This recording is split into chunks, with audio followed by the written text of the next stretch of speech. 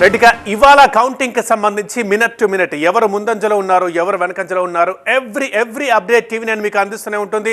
So don't miss it. రెడ్డిగా మాకు దేశవ్యాప్తంగా ప్రతినిధులు ఉన్నారు, విస్తృతమైన నెట్వర్క్ ఉంది. ముఖ్యంగా ఇప్పుడు ఏపీలో తెలుసుకుందాం. ప్రధానంగా ఎవరైతే నలుగురు కలిస్తే మాట్లాడుకుంటున్నారో ఏపీ రిజల్ట్స్ కు సంబంధించి ముందుగా తెలుసుకుందాం. విజయవాడ నుంచి ఎంపీ రావు ఉన్నారు, చీఫ్ రిపోర్టర్. అంతే విధంగా వైజాగ్ నుంచి ఈశ్వర్ కూడా ఉన్నారు, మా బ్యూరో చీఫ్. ముందుగా ఎంపీ రావు దగ్గరికి వెళ్దాం. ఎంపీ రావు, ఎగ్జాక్ట్లీ మీరు ఎక్కడ ఉన్నారు? సో అక్కడ పరిస్థితి ఏంటి? ఇక అంతా ఓకేనా? ఆల్ సెటా?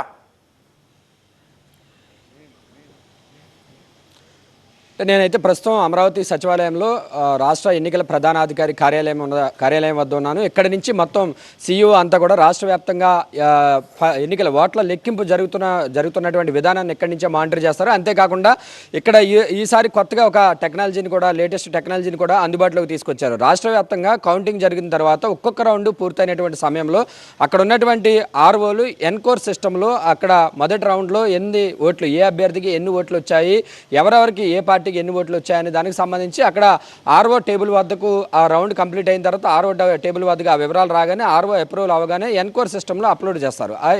ఎప్పుడైతే ఎన్కోర్ సిస్టంలో వాటిని అప్లోడ్ చేశారో ఇమ్మీడియట్గా ఇక్కడ సీఈఓ కార్యాలయం వద్ద అక్కడ ఆర్ఓ ఎంటర్ చేసినటువంటి వాల్యూ ఇక్కడ ఆటోమేటిక్గా డిస్ప్లే అయ్యే విధంగా కూడా కొత్త లేటెస్ట్ టెక్నాలజీని కూడా అందుబాటులోకి తీసుకొచ్చారు. సో ఇక్కడ కౌంటింగ్ సెంటర్ల దగ్గర అధికారికంగా బయటకు వచ్చి ఆ సమాచారాన్ని అక్కడ ఉన్నటువంటి అభ్యర్థులకు కానీ ఇతర మీడియాకు కానీ మొత్తం తెలియడానికంటే ముందుగానే ఇక్కడ సీఈఓ కార్యాలయానికి వచ్చే విధంగా కూడా ఈ టెక్నాలజీని అందుబాటులోకి తీసుకొచ్చారు. కాబట్టి మొత్తం రాష్ట్ర వ్యాప్తంగా ఉన్నటువంటి 175 అసెంబ్లీ నియోజకవర్గాలు, అలాగే 25 పార్లమెంటు నియోజకవర్గాలకు సంబంధించినటువంటి సమాచారం ఎప్పటికప్పుడు ముందుగానే సీఈఓ కార్యాలయానికి చేరుతుంది. ఆ విధంగానే అన్ని ఏర్పాట్లు కూడా చేశారు. అలాగే సీఈఓ కార్యాలయం నుంచి ప్రధానంగా రాష్ట్ర వ్యాప్తంగా ఈ ఓట్ల లెక్కింపుకు సంబంధించి ఈసారి సీఈఓ ప్రత్యేక శ్రద్ధ తీసుకున్నారు. గత వారం రోజులుగా క్షేత్రస్థాయిలో పర్యటనలు చేసి జిల్లాల్లో కౌంటింగ్ చేస్తున్నటువంటి ఏర్పాట్లను కూడా పరిశీలించారు. రాష్ట్ర వ్యాప్తంగా మొత్తం 33 లొకేషన్స్లో 401 కౌంటింగ్ హాల్స్ని ఏర్పాటు చేశారు. ఈ కౌంటింగ్ కోసం మొత్తం అసెంబ్లీ సెగ్మెంట్స్కు సంబంధించి 2387 మంది అభ్యర్థులు బరిలో ఉన్నారు. ఇక పార్లమెంటు సెగ్మెంట్స్కు సంబంధించి 25 పార్లమెంట్ సెగ్మెంట్స్కు సంబంధించి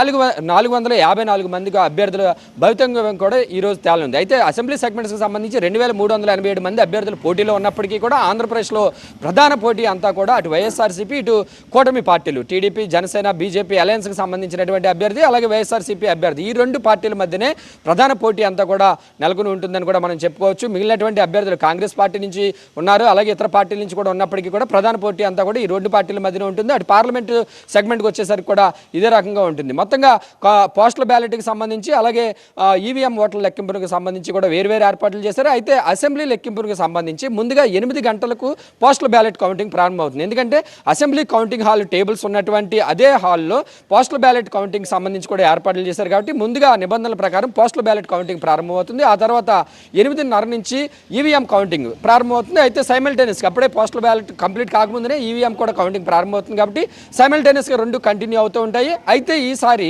ఈవీఎం కౌంటింగ్ అంటే ఈవీఎం ఒక రౌండ్ పూర్తయ్యే సమయానికంటే కూడా పోస్టల్ బ్యాలెట్ కౌంటింగ్కి ఎక్కువ సమయం తీసుకుంటుంది. దాదాపుగా 2:30 గంటల నుంచి 3 గంటలు పడుతుంది పోస్టల్ బ్యాలెట్ ఒక రౌండ్ పూర్తవడానికి. సో అంత సమయం కంటే ముందుగానే ఈవీఎం కౌంటింగ్ దాదాపుగా ఒక అరగంట, 25 నిమిషాల నుంచి అరగంటలో ఈవీఎం కౌంటింగ్ ఒక రౌండ్ పూర్తయిపోతుంది. కాబట్టి ఈవీఎం కౌంటింగ్ ఫలితాలే ముందుగా వచ్చేటటువంటి అవకాశం ఉంది. పోస్టల్ బ్యాలెట్ కంటే ఈవీఎం కౌంటింగ్ ఫలితాలే ముందుగా వచ్చేటటువంటి అవకాశం ఉంటుంది. కానీ పార్లమెంట్ సెగ్మెంట్కి సంబంధించి ఈవీఎం కౌంటింగ్, పోస్టల్ బ్యాలెట్ కూడా ఉదయం 8 గంటలకి ప్రారంభమవుతుంది. సో ఈ రకంగా మధ్యాహ్నం 1 గంటకల్లా కూడా దాదాపుగా మెజారిటీ అసెంబ్లీ సెగ్మెంట్స్లో 111 అసెంబ్లీ స్థానాల్లో మధ్యాహ్నం 1 గంటకల్లా కూడా ఫలితాలు తెలిసేటటువంటి అవకాశం ఉంది. మరొక 61 అసెంబ్లీ స్థానాలకు సంబంధించి మధ్యాహ్నం 3 గంటల వరకు కూడా పూర్తిగా ఫలితాలు వచ్చేస్తాయి.